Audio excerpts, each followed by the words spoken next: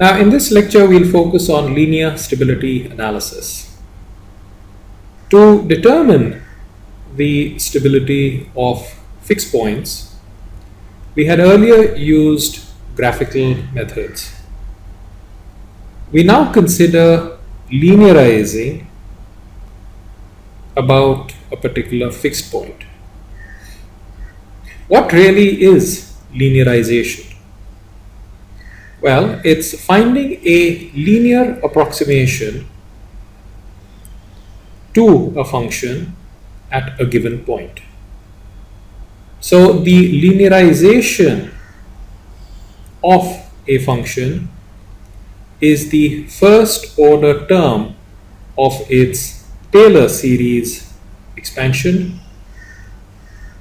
around the given point.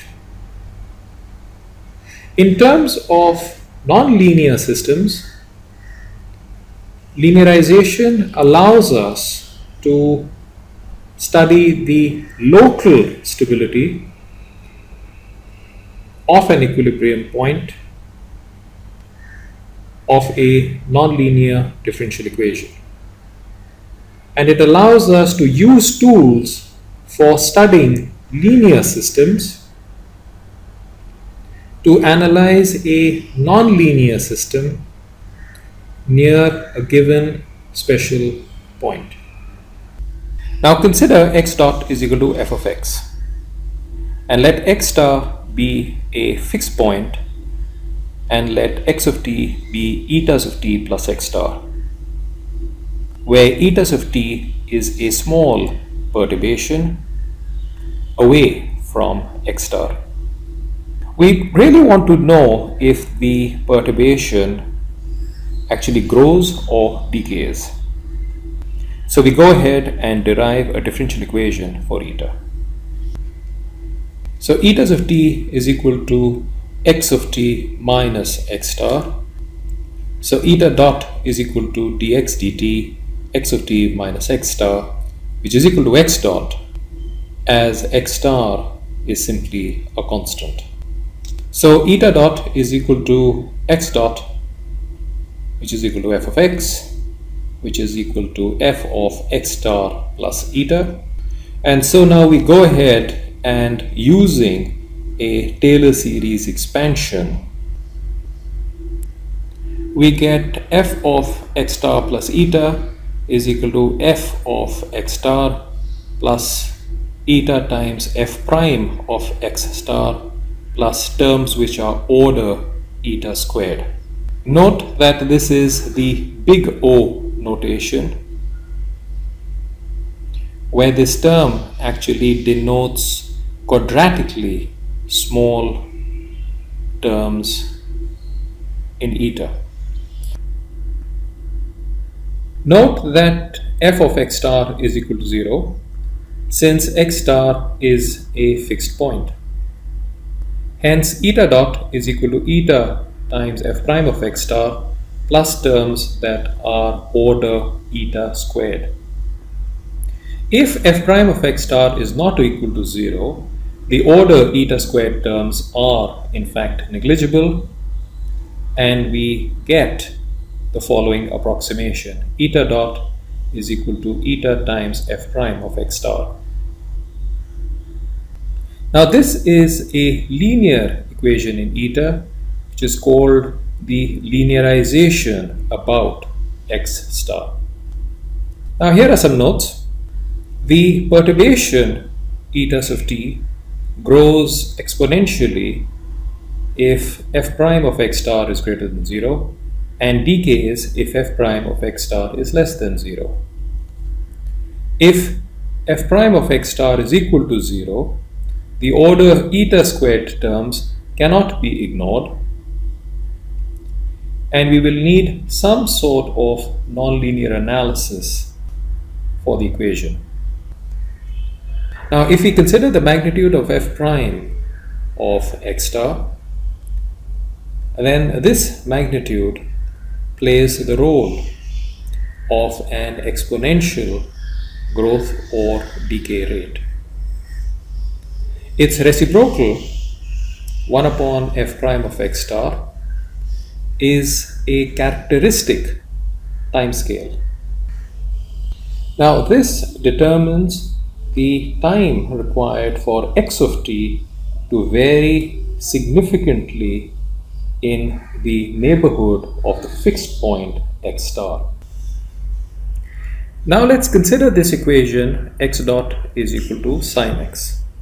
Now recall that from the geometric view of thinking, essentially what we said was that when you have an equation of the form x dot is equal to f of x, then what we should first do is just plot x dot versus x. So for this particular equation where f of x is sine x, so what we see here is a plot of x dot versus x, where using the geometric view of thinking that we had outlined earlier, we were able to classify the stability of the fixed points, noting that we were able to do so without any formal analysis. And so now we go ahead and use linear stability analysis to determine the stability of the fixed points for the equation x dot is equal to sine x. Recall that the fixed points occur where f of x is equal to sine x is equal to 0. So the fixed points are at x star is equal to k pi, where k is an integer. Then f prime of x star is equal to cos of x star, which is equal to cos of k pi, which is equal to 1 if k is even and minus 1 if k is odd. So when k is even, x star is unstable, and when k is odd, then x star is stable. So this is actually in complete agreement with the results that we obtained from the geometric view of thinking. Now note that with the geometric view of thinking, we had no analytical basis really to establish the stability of the fixed points, and it was purely geometric. But now we actually have an algebraic technique to actually establish the stability or the instability of the fixed points. Now let's consider an example that arises in population growth. Consider the equation dn dt is equal to Rn times 1 minus n by k, where n of t is the population at time t, r greater than 0 is the growth rate, and k is the carrying capacity of the population. Our objective is that using linear stability analysis, we wish to classify the fixed points of the model. And we also wish to find the characteristic time scale of this system.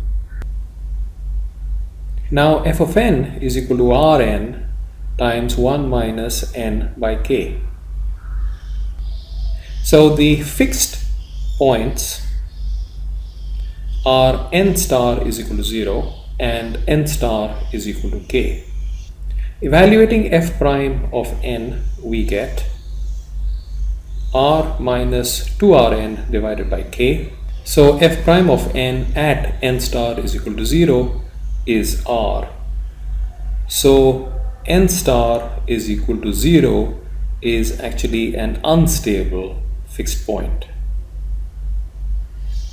And f prime of n evaluated at n star is equal to k is minus r. So n star is equal to k turns out to be a stable fixed point. In both of the above cases, the characteristic time scale turns out to be the same. So 1 upon the absolute value of f prime of n star is equal to 1 upon r for both the fixed points. Now let's go ahead and plot n dot versus n. By now we are quite familiar with making such plots. So that's a plot of n dot versus n. 0 and k, the two fixed points, have been highlighted, and k represents the stable fixed point and 0 represents the unstable fixed point. So what can we say about the stability of a fixed point when f prime of x star actually is 0? As a matter of fact, in general, we can't say anything. Stability has to be worked out and determined on a case-by-case basis. Now let's go ahead and consider some examples. X dot is equal to minus x cube, x dot is equal to x cube, and x dot is equal to x squared. In all the cases, x star is equal to 0 and f prime of x star is equal to 0. So now let's go ahead and consider stability in each of these cases. So we plot x dot versus x, and what we find is that we have an attracting stable fixed point. And similarly, plotting x dot versus x, in this particular case we find that we have an unstable fixed point. So the last case actually presents us with a rather interesting situation. We go ahead and plot x dot versus x, and that's the plot. So we find that the fixed point is attracting from the left and it turns out to be repelling from the right. So we get this situation where the fixed point turns out to be stable on one side but unstable on the other side. So such a situation is referred to as a half stable fixed point, attracting from one end and repelling from the other. Okay, so let's do a quick recap of this lecture. This lecture was essentially about linear stability analysis. We are still dealing with equations of the form x dot is equal to f of x, and essentially the idea was that you identify the equilibrium point, you take a Taylor series expansion of the original nonlinear system around the equilibrium point, you retain the linear terms, and all higher order terms are actually thrown out. So you are essentially left with the linearized version of the original nonlinear system, and now you can go ahead and apply all the tools and methods that you learned for linear system analysis to this particular equation. So that's a big advantage. The disadvantage is that you've actually thrown all the nonlinear terms out. Okay? So if you've thrown all the nonlinear terms out, all the fun, all the interesting dynamics have essentially been thrown out. It's a good start, but it's only a start.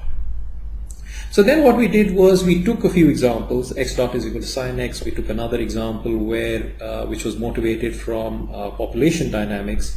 And then we essentially showed that if you conduct a geometric reasoning around the nonlinear system, which is by plotting x dot versus x, or if you did a linear stability analysis, then you got essentially the same results. Yeah? Except that we left you with some food for thought with the last example. The last example was a rather interesting one. Now essentially what you actually had was that you had this fixed point which turned out to be attracting from one end but repelling from the other end.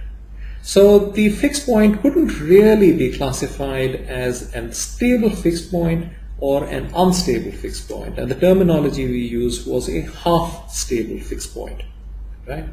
And I think we'll just leave this lecture with that particular food for thought with you, that you could also end up, a fixed point would essentially not be just stable or unstable, but you could actually have these sort of hybrid cases which arise, which is half stable and half unstable.